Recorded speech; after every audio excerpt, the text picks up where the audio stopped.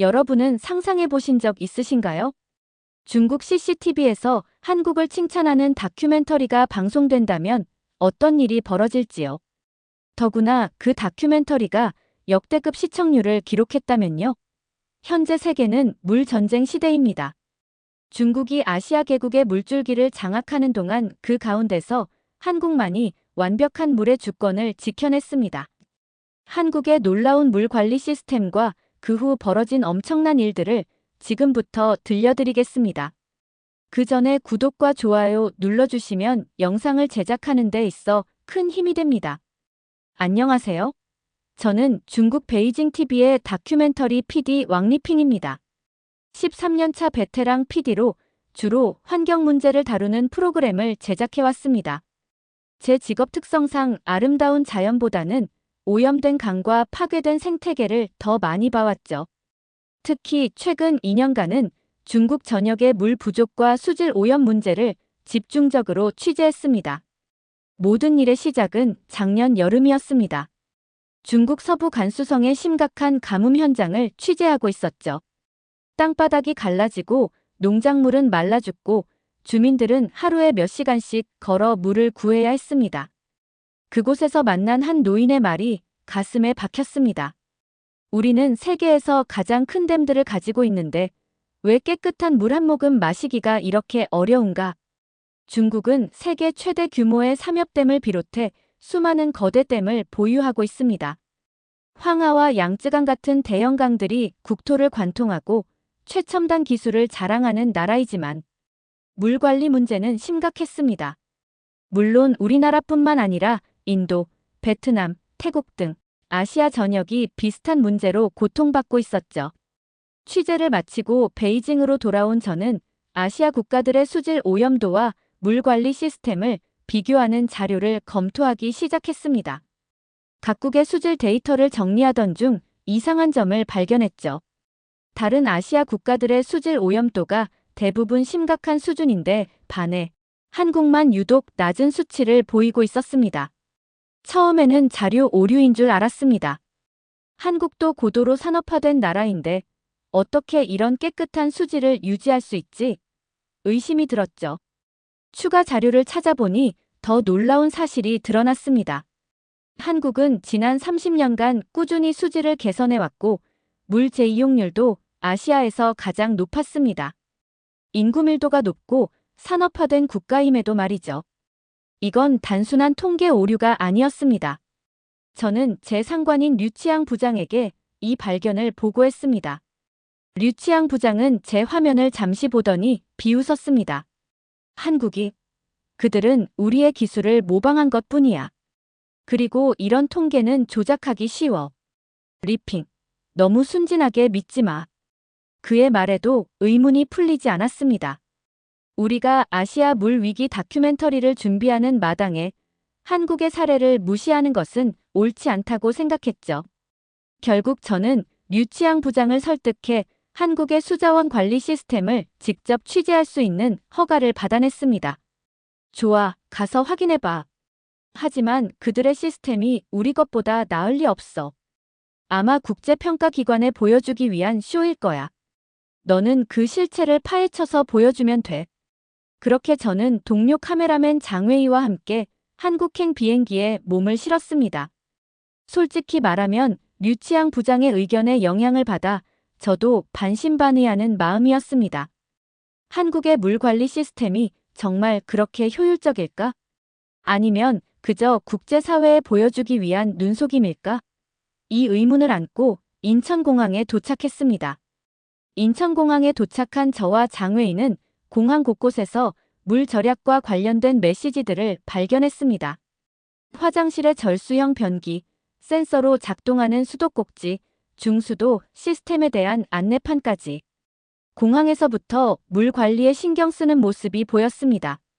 하지만 이런 것들은 쇼윈도일 수도 있으니 냉정하게 판단하려 했습니다. 서울에 도착해 처음 만난 사람은 한국수자원공사의 김준호 박사였습니다. 40대 중반으로 보이는 김준호 박사는 영어와 중국어에 능통했고 친절하게 우리를 맞아주었습니다. 그의 첫인상은 깔끔하고 차분했습니다. 무엇보다 인상적이었던 것은 자신의 나라 시스템을 자랑하기보다는 솔직하게 설명하려는 태도였죠. 한국의 물 관리 시스템이 완벽하다고 말씀드리고 싶지는 않습니다. 우리도 여전히 많은 도전과 문제에 직면해 있습니다. 그러나 지난 30년간 우리가 어떻게 발전해 왔는지를 보여드리고 싶습니다. 이런 겸손한 태도는 의외였습니다. 중국에서는 외국인에게 자국의 시스템을 소개할 때 단점보다는 장점을 강조하는 경향이 있었거든요. 김준호 박사의 솔직함이 오히려 신뢰감을 주었습니다. 첫날은 서울 시내를 둘러보며 한강을 따라 설치된 다양한 물 관리 시설들을 견학했습니다. 한강은 서울을 관통하는 강으로 서울 시민의 식수원이기도 합니다. 도심을 흐르는 강이 이렇게 깨끗하게 관리된다는 것이 놀라웠습니다. 우리나라 사람들은 1980년대까지만 해도 한강에서 수영을 하지 않았습니다. 오염이 심각했거든요. 지금은 물고기도 돌아오고 여름이면 수영하는 사람들도 볼 수 있습니다. 김준호 박사의 설명을 들으며 장웨이와 눈을 마주쳤습니다. 장웨이도 저와 같은 생각을 하고 있는 듯 했습니다. 중국의 대부분 도시 강들은 여전히 오염이 심각한 상태였으니까요. 다음 날, 우리는 팔당댐으로 향했습니다. 팔당댐은 서울의 주요 식수원을 관리하는 곳이었습니다. 그곳에서 보게 된 통합 관리 시스템은 우리의 예상을 뛰어넘었습니다. 실시간으로 수질과 수량을 모니터링하고 AI 기술을 활용해 오염 가능성을 예측하는 시스템이었습니다. 이 시스템은 단 1ppm의 오염 물질도 감지할 수 있습니다. 문제가 발생하면 즉시 취수원을 변경하고 정화 절차를 시작하죠. 실시간 모니터링 화면을 보며 저는 류치양 부장의 말이 떠올랐습니다. 한국이 우리 기술을 모방했다고. 오히려 우리가 배워야 할 점이 많았습니다. 물론 중국도 비슷한 시스템을 가지고 있지만 이렇게 세밀하게 통합되어 운영되지는 않았습니다. 저녁이 되어 호텔로 돌아온 후 장웨이와 오늘 본 것들에 대해 이야기를 나눴습니다. 리핑, 솔직히 말해서 나는 놀랐어. 이건 우리가 생각했던 것과 달라. 그들의 시스템은 정말 효율적이야. 장웨이의 말에 고개를 끄덕이면서도 아직 의심이 완전히 사라지지는 않았습니다. 어쩌면 우리에게 보여주기 위해 특별히 준비한 곳들일지도 모른다는 생각이 들었습니다. 내일은 예고 없이 다른 지역을 가보자. 그래야 진짜 모습을 볼 수 있을 거야. 그렇게 우리는 다음 날 일정을 변경하기로 했습니다. 김준호 박사에게 갑작스럽게 낙동강 유역을 방문하고 싶다고 요청했죠. 예상대로 김준호 박사는 당황한 기색이 역력했습니다. 낙동강 유역이요? 물론 가능합니다만 준비가 필요할 것 같은데 말이죠. 역시 그랬군. 저는 속으로 생각했습니다. 아마도 관광용으로 꾸며놓은 곳만 보여주려 했던 것 같았습니다. 하지만 김준호 박사는 곧 전화 몇 통을 주고받더니 미소를 지었습니다. 문제 없습니다. 내일 아침 일찍 출발하면 될 것 같네요. 낙동강 유역관리본부에서 우리를 맞아주기로 했습니다. KTX를 타고 약 3시간을 달려 낙동강 유역에 도착했습니다. 갑작스런 방문 요청에도 낙동강 유역환경청의 직원들이 친절하게 맞아주었습니다. 여기서 우리는 예상치 못한 사실을 발견했습니다. 낙동강은 과거에 심각한 수질 오염으로 악명 높았던 곳이었습니다. 1990년대 초 낙동강 페놀 유출 사고는 우리 국민들에게 큰 충격을 주었습니다. 이 사건을 계기로 우리나라의 물관리 정책이 완전히 바뀌었죠. 환경청 박민수 과장의 설명이었습니다. 그는 낙동강의 과거 사진들을 보여주었는데 검은 물이 흐르고 죽은 물고기들이 떠다니는 모습이 충격적이었습니다. 그리고 현재의 낙동강은 맑은 물이 흐르고 주변에는 시민들의 휴식 공간이 조성되어 있었습니다. 그럼 이 변화는 어떻게 이루어진 겁니까? 제 질문에 박민수 과장은 스마트 물 관리 시스템을 설명해 주었습니다. 낙동강 유역에는 수백 개의 센서가 설치되어 있어 실시간으로 수질을 모니터링하고 이상이 감지되면 즉시 대응한다고 했습니다. 또한 오염원을 효과적으로 관리하기 위한 법적, 제도적 장치들도 마련되어 있었습니다. 가장 중요한 것은 시민들의 인식 변화입니다. 우리는 물이 생명이라는 것을 뼈저리게 경험했으니까요. 그의 말에서 진정성이 느껴졌습니다. 이건 단순히 외국인에게 보여주기 위한 말이 아니었습니다. 실제로 낙동강 주변에서는 시민들이 자발적으로 강 정화 활동에 참여하는 모습도 볼 수 있었습니다. 오후에는 낙동강 하구둑과 주변 습지를 방문했습니다. 이곳은 철새들의 중요한 서식지이기도 했습니다. 생태계가 잘 보존되어 있었고 다양한 생물들이 살고 있었습니다. 중국에서는 개발이라는 명목 하에 많은 습지가 파괴되었는데 한국은 오히려 이를 보존하고 복원하는 노력을 기울이고 있었습니다. 처음에는 저도 의심이 많았습니다. 장웨이가 카메라를 내려놓고 말했습니다. 하지만 이게 다 쇼라면 너무 완벽한 쇼예요. 이건 진짜입니다. 이건 단순히 외국인에게 보여주기 위한 것이 아니라 실제로 작동하는 시스템이었습니다. 셋째 날, 우리는 충청북도의 작은 농촌 마을을 방문했습니다. 인구가 300명도 안 되는 작은 마을이었지만 놀랍게도 이곳에도 체계적인 물 관리 시스템이 갖춰져 있었습니다. 마을 입구에는 작은 저수지가 있었고 그 옆에는 소규모 정수 시설이 자리하고 있었습니다. 마을 이장인 이상철 할아버지가 우리를 맞아주었습니다. 70대 중반으로 보이는 이상철 할아버지는 30년 넘게 이 마을의 물길을 관리해왔다고 했습니다. 우리 마을은 예전에 가뭄이 들면 물이 부족해서 고생이 많았어요. 그래서 1970년대 새마을 운동 때 저수지를 만들고 수로를 정비했지요. 이상철 할아버지는 마을 곳곳을 안내하며 설명해 주었습니다. 마을 주민들은 매년 봄이면 함께 모여 수로를 청소하고 저수지 주변을 정비한다고 했습니다. 또한 농사에 사용하는 물의 양을 줄이기 위해 점적 관계 시스템을 도입했다고 했습니다. 물은 생명입니다. 우리 조상들도 늘 물을 아끼고 소중히 여겼어요.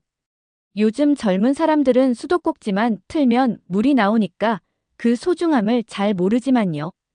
이상철 할아버지의 말에서 한국인들의 물에 대한 인식을 엿볼 수 있었습니다. 그들에게 물은 단순한 자원이 아니라 생명과 직결된 소중한 것이었습니다. 그리고 그 소중함을 지키기 위해 국가적 차원뿐만 아니라 개인적 차원에서도 노력하고 있었습니다. 다음 날 우리는 한국환경부 산하의 수질 모니터링 센터를 방문했습니다. 이곳에서는 전국의 모든 주요 강과 호수의 수질을 실시간으로 모니터링하고 있었습니다. 엄청난 양의 데이터가 수집되고 분석되는 과정이 인상적이었습니다. 특히 AI 기술을 활용해 수질 악화를 예측하고 선제적으로 대응하는 시스템은 중국에서도 아직 초기 단계에 머물러 있는 기술이었습니다. 분명해진 것은 한국의 물 관리 시스템이 단순히 기술적 측면에서만 뛰어난 것이 아니라는 점이었습니다. 그 기저에는 물을 소중히 여기는 국민적 의식과 교육, 그리고 사회적 합의가 있었습니다. 4박 5일간의 한국 취재를 마치고 베이징으로 돌아왔습니다. 비행기 안에서 장웨이와 함께 촬영한 영상들을 검토하며 어떤 다큐멘터리를 만들지 구상했습니다. 우리가 본 한국의 물 관리 시스템은 중국인들에게 많은 시사점을 줄 수 있을 것이라 생각했습니다. 그러나 베이징 TV에 도착하자마자 저희의 계획은 물거품이 될 위기에 처했습니다. 류치앙 부장이 저를 사무실로 불러들였기 때문입니다. 어떤가, 리핑? 한국의 실체를 확인했나? 류치앙 부장의 질문에 저는 솔직하게 대답했습니다. 생각보다 훨씬 체계적이고 효율적이었습니다. 특히 국민들의 물 절약 의식이 매우 높았고 작은 마을에서부터 체계적인 시스템이 갖춰져 있었습니다. 제 말을 들은 류치앙 부장의 표정이 굳어졌습니다. 그래. 그럼 너는 한국이 중국보다 앞서 있다고 생각하는 건가? 저는 잠시 망설였지만 진실을 말하기로 했습니다. 일부 영역에서는 그렇습니다. 특히 물 관리에 대한 국민 인식과 지역사회의 참여 모델은 우리가 배울 점이 많습니다. 류치앙 부장은 책상을 손으로 내리치며 말했습니다. 말도 안 돼. 중국은 세계 최대의 수력 발전소를 가진 나라야. 어떻게 작은 나라 한국이 우리보다 나을 수 있지? 내가 처음부터 걱정했던 대로 너는 그들의 보여주기식 행사에 속은 거야. 이번 다큐멘터리는 아시아 물 위기를 다루는 거야. 한국에 대해서는 간략하게 언급하고 넘어가. 그들의 시스템이 여전히 발전 중이라는 점, 중국의 기술을 참고했다는 점을 강조해. 이것은 사실상 진실을 왜곡하라는 지시였습니다. 저는 반박했습니다. 하지만 부장님, 그건 사실이 아닙니다. 한국은 자체적인 시스템을 개발했고 그들의 모델은 이미 완성 단계에 있습니다. 우리가 오히려 배울 점이 많습니다. 류치양 부장은 냉정하게 대답했습니다. 리핑, 넌 아직 젊어서 모르는 게 많아. 우리 방송은 국가의 위상을 높이는 데 기여해야 해. 중국 시청자들이 한국이 우리보다 앞서가는 모습을 보고 싶어 하겠어. 회의가 끝난 후 저는 편집실로 돌아와 촬영한 영상들을 다시 검토했습니다. 이 영상들에는 분명한 진실이 담겨 있었습니다. 한국의 물 관리 시스템은 효율적이었고 국민들의 참여도가 높았으며 지속 가능한 방식으로 운영되고 있었습니다. 이런 사실을 왜곡하는 것은 저의 양심에 반하는 일이었습니다. 며칠 동안 고민한 끝에 저는 한 가지 아이디어를 생각해냈습니다. 90분짜리 아시아 물 위기 다큐멘터리와는 별개로 한국의 물 관리 시스템에 대한 5분짜리 특별 리포트를 제작하기로 했습니다. 이 짧은 리포트는 방송국의 디지털 플랫폼에 올리면 류치양 부장의 눈에 덜 띌 것이라 생각했습니다. 장회의와 함께 밤을 새워가며 특별 리포트를 만들었습니다. 한국의 물 관리 성공 사례와 중국이 배울 수 있는 점들을 객관적으로 담았습니다. 특히 한국이 물 부족 국가임에도 효율적인 관리 시스템을 구축한 과정과 국민들의 참여 방식에 초점을 맞췄습니다. 리포트가 거의 완성되어 갈 무렵 편집실 문이 열리고 류치양 부장이 들어왔습니다. 밤늦게까지 뭐 하는 거야? 놀란 저희는 황급히 컴퓨터 화면을 전환했지만 이미 늦었습니다. 류치양 부장은 모니터에 보이는 한국 관련 영상을 보고 눈을 가늘게 떴습니다. 이게 뭐지? 내가 지시한 대로 하고 있는 게 아니군. 류치양 부장의 날카로운 질문에 저는 솔직하게 대답했습니다. 메인 다큐멘터리는 지시대로 준비하고 있습니다. 이건 별도의 짧은 리포트로 디지털 플랫폼용입니다. 류치양 부장은 잠시 영상을 보더니 냉정하게 말했습니다. 이건 방송하지 마. 우리 시청자들은 이런 내용에 관심 없어. 그의 말에 저는 용기를 내어 반박했습니다. 부장님, 제가 13년간 환경 다큐멘터리를 만들면서 느낀 것은 시청자들이 진실에 목말라 한다는 것입니다. 특히 자신들의 삶과 직결된 물 문제에 대해서요. 한국의 사례는 우리 시청자들에게 큰 도움이 될 것입니다. 류치양 부장의 얼굴이 붉어졌습니다. 넌 내 지시를 따르지 않겠다는 건가? 긴장된 순간이었습니다. 제 경력이 걸린 문제였지만 동시에 저의 양심도 걸려 있었습니다. 망설임 끝에 결심했습니다.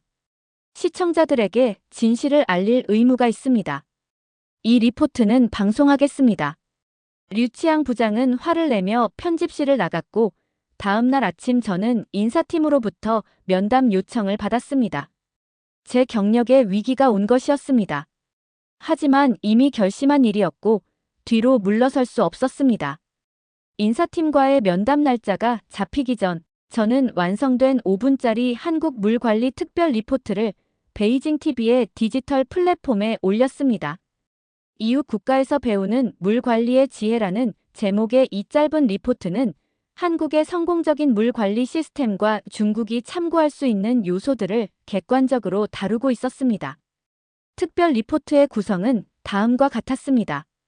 먼저 한국이 직면했던 물 부족 문제와 오염 문제를 보여주고 이를 해결하기 위해 어떤 기술적, 제도적 접근을 했는지 설명했습니다. 특히 국민들의 인식 개선을 위한 교육 프로그램과 지역사회의 자발적인 참여 모델에 초점을 맞췄습니다. 마지막으로는 한국의 경험이 중국에 주는 시사점을 정리했습니다. 우리 중국은 세계적인 수력 기술을 보유하고 있지만 물 관리에 있어 국민들의 참여와 인식 개선 측면에서는 한국의 모델을 참고할 필요가 있습니다. 이웃 국가의 성공 사례를 배움으로써 우리도 더 나은 물 환경을 만들어갈 수 있을 것입니다. 리포트의 결론이었습니다. 강한 비판이나 중국 시스템에 대한 부정적인 평가는 없었습니다. 단지 객관적인 사실과 한국의 성공 사례, 그리고 이를 통해 배울 수 있는 점들을 담담하게 전달했습니다. 리포트를 올린 직후 저는 인사팀과의 면담을 준비했습니다. 최악의 경우 해고될 수도 있다는 생각에 마음이 무거웠지만 제가 한 일이 옳다는 확신이 있었습니다. 장회의가 제 사무실로 찾아왔습니다. 리핑, 내가 올린 리포트가 폭발적인 반응을 얻고 있어. 장회의의 말에 놀라 디지털 플랫폼에 접속해보니 놀라운 광경이 펼쳐지고 있었습니다. 제 리포트는 불과 몇 시간 만에 수십만 회의 조회수를 기록하고 있었고 댓글도 폭주하고 있었습니다. 대부분의 댓글이 긍정적이었고 많은 시청자들이 더 자세한 정보를 원하고 있었습니다. 이는 제가 예상했던 것보다 훨씬 뜨거운 반응이었습니다. 중국 시청자들은 이웃 국가의 성공 사례에 대해 알고 싶어 했고 그것을 통해 자국의 문제를 해결하는 데 도움을 얻고 싶어 했던 것입니다. 오후가 되자 더 놀라운 일이 벌어졌습니다. 제 리포트는 중국의 주요 소셜미디어 플랫폼인 웨이보와 틱톡에서도 화제가 되고 있었습니다. 특히 물 부족으로 고통받는 중국 북부와 서부 지역의 사용자들 사이에서 빠르게 공유되고 있었습니다. 인사팀과의 면담 시간이 다가오는 가운데 저는 마음의 준비를 했습니다. 하지만 면담 30분 전 갑자기 류치양 부장이 제 사무실로 들어왔습니다. 그의 표정은 어제와는 달리 심각하지만 부드러워 보였습니다. 리핑, 내 리포트가 큰 반향을 일으키고 있어. 저는 조심스럽게 대답했습니다. 네, 시청자들이 관심을 가져주시는 것 같습니다. 류치양 부장은 말을 이었습니다. 방송국 경영진이 시청률 보고서를 검토했어. 내 리포트는 지난 6개월간 우리 디지털 플랫폼에서 가장 높은 조회수를 기록했어. 그리고 댓글 반응도 대부분 긍정적이야. 솔직히 말하면 나는 내가 틀렸다고 생각했어. 중국 시청자들이 한국의 시스템에 관심을 가질 거라고 생각하지 않았지. 하지만 시청률은 거짓말을 하지 않아. 인사팀과의 면담은 취소되었어. 대신 경영진이 너에게 한 가지 제안을 하고 싶어 해. 한국의 물 관리 시스템에 대한 30분짜리 특집 다큐멘터리를 만들어보는 건 어떨까? 내 리포트를 확장해서 더 깊이 있는 내용을 다루는 거야. 이 제안은 예상치 못한 것이었습니다. 저는 기쁨을 감추지 못했습니다. 정말요? 물론 하고 싶습니다. 류치양 부장은 미소를 지으며 말했습니다. 리핑, 내가 오랫동안 이 업계에 있지만 가끔은 시청자들이 무엇을 원하는지 잘못 판단할 때가 있어. 이번에는 내가 옳았어. 사람들은 진실을 원했던 거야. 5분짜리 한국 물 관리 리포트의 성공은 저에게 큰 전환점이 되었습니다. 베이징 TV 내에서 제 입지가 강화되었고 환경 다큐멘터리 분야에서 더 많은 자율성을 갖게 되었습니다. 하지만 가장 큰 변화는 중국 내에서 일어나고 있었습니다. 리포트가 방송된 지 3주 후 중국 환경부에서 한 통의 전화가 왔습니다. 그들은 제 리포트에 주목했고 한국의 물 관리 시스템에 대해 더 자세히 알고 싶다고 했습니다. 특히 지역사회 참여 모델과 교육 프로그램에 관심이 있다고 했습니다. 왕 선생님, 저희가 곧 한국과 중국 환경협력회의를 준비하고 있는데 선생님이 촬영한 한국의 물관리 시스템 관련 영상 자료를 공유해 주실 수 있을까요? 환경부 관계자의 요청이었습니다. 저는 기꺼이 자료를 제공했고 덧붙여 한국의 전문가들을 소개해 드릴 수도 있다고 제안했습니다. 제 리포트가 실제 정책에 영향을 미치고 있다는 사실이 믿기지 않았습니다. 30분짜리 특집 다큐멘터리 제작도 순조롭게 진행되었습니다. 저와 장회의는 다시 한국을 방문해 더 깊이 있는 취재를 진행했습니다. 이번에는 한국의 물 정책 전문가들과 심층 인터뷰도 진행했고, 중국의 전문가들과 한국의 전문가들 사이의 대화도 주선했습니다. 특집 다큐멘터리는 이웃 국가에서 배우는 물 관리의 지혜라는 제목으로 방송되었고, 놀랍게도 프라임 타임에 편성되었습니다. 이는 류치양 부장의 배려였습니다. 그는 처음에는 제 리포트를 반대했지만 시청자들의 반응을 본 후에는 생각을 바꾸었고 오히려 적극적으로 지원해주기 시작했습니다.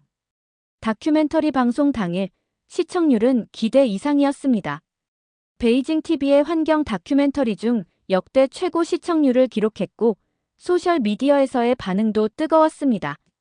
특히 물 부족 문제로 고통받는 지역의 시청자들은 한국의 사례를 통해 희망을 얻었다는 의견을 많이 보내주었습니다. 방송 몇 주 후 류치양 부장이 저를 사무실로 불렀습니다.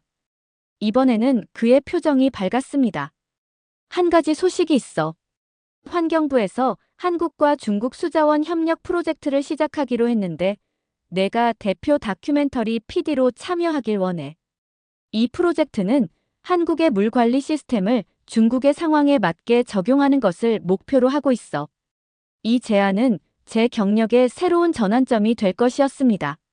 한국과 중국 수자원 협력 프로젝트의 대표 PD로서 저는 양국의 전문가들과 함께 일하면서 실질적인 변화를 만들어낼 수 있을 것이었습니다.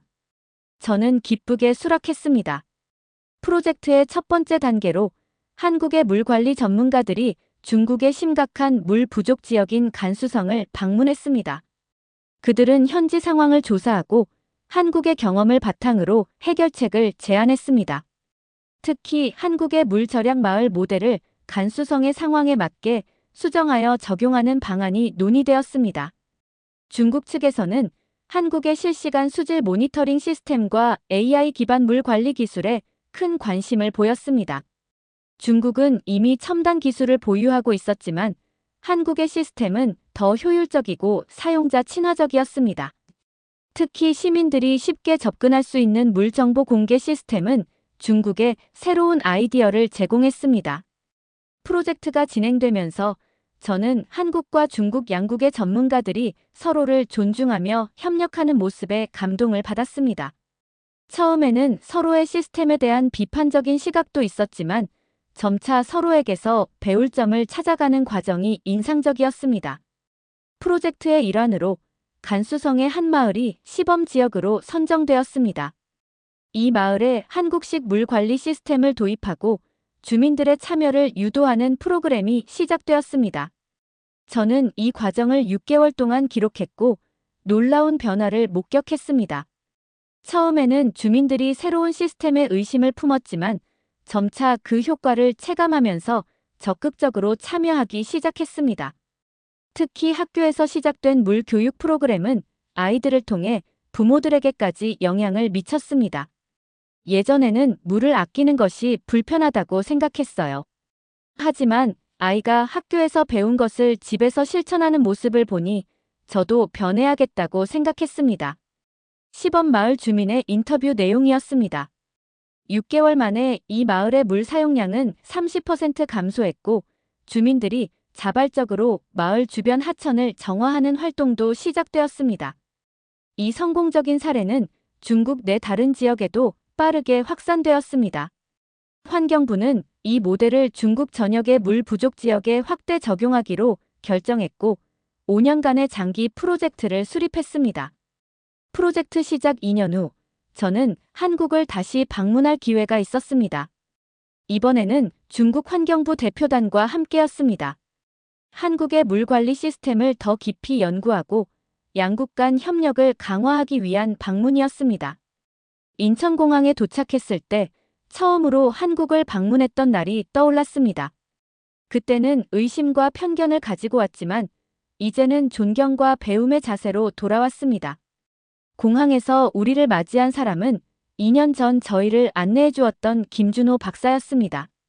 왕 PD님, 다시 뵙게 되어 기쁩니다. 중국에서의 프로젝트가 큰 성공을 거두고 있다고 들었습니다. 김준호 박사의 따뜻한 환영에 감사의 마음을 전했습니다. 일주일간의 방문 일정 중 가장 인상적이었던 곳은 서울 근교의 한 마을이었습니다. 이 마을은 물순환 마을로 불리며 빗물을 모아 재활용하고 생활하수를 정화해 다시 사용하는 시스템을 갖추고 있었습니다. 마을 전체가 하나의 물순환 시스템으로 작동하고 있었습니다. 이 마을은 거의 물 자급자족이 가능합니다. 외부에서 공급받는 물의 양이 최소화되어 있죠. 김준호 박사의 설명에 중국 대표단이 감탄했습니다. 특히 중국 북부의 심각한 물 부족 지역에서 온 관계자들은 이 모델을 자신들의 지역에 적용할 수 있을지 진지하게 논의했습니다. 방문 마지막 날, 한강변에서 김준호 박사와 산책하며 대화를 나눌 기회가 있었습니다.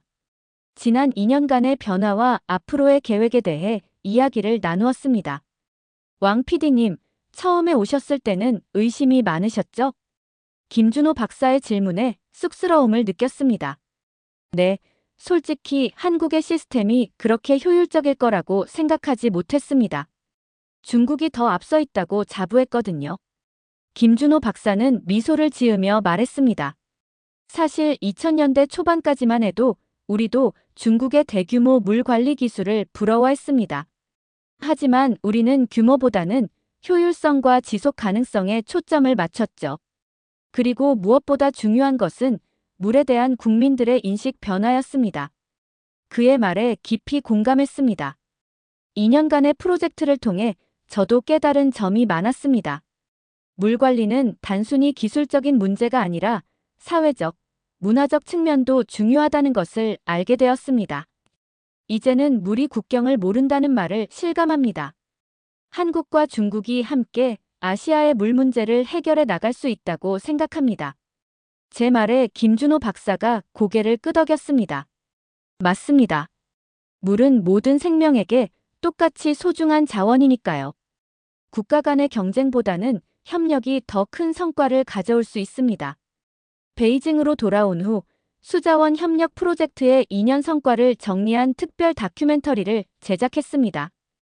이 다큐멘터리는 물길을 잇는 두 나라라는 제목으로 방송되었고 중국 전역에서 큰 호응을 얻었습니다. 제 다큐멘터리를 본 한 중국 시청자의 편지가 특히 기억에 남습니다. 왕 PD님, 저는 간수성의 물 부족 지역에 살고 있습니다. 당신의 다큐멘터리를 보고 많은 영감을 받았습니다. 우리 마을에서도 한국의 물 절약 모델을 도입하자고 제안했고 마을 주민들의 적극적인 지지를 받았습니다. 이제 우리는 매주 토요일마다 모여 마을 주변 하천을 정화하고 물 절약 방법을 공유합니다. 작은 변화지만 이것이 큰 차이를 만들어내고 있습니다. 감사합니다. 이런 편지를 받을 때마다 저는 제가 하는 일의 가치를 다시금 느낍니다. 다큐멘터리 PD로서 제가 전달하는 정보가 실제 사람들의 삶을 변화시키고 있다는 사실이 가장 큰 보람입니다. 오늘의 이야기 어떠셨나요? 여러분의 생각이나 경험을 댓글에 남겨주세요. 이 영상이 마음에 드셨다면 구독과 좋아요 부탁드릴게요. 다음 영상에서 만나요. 감사합니다.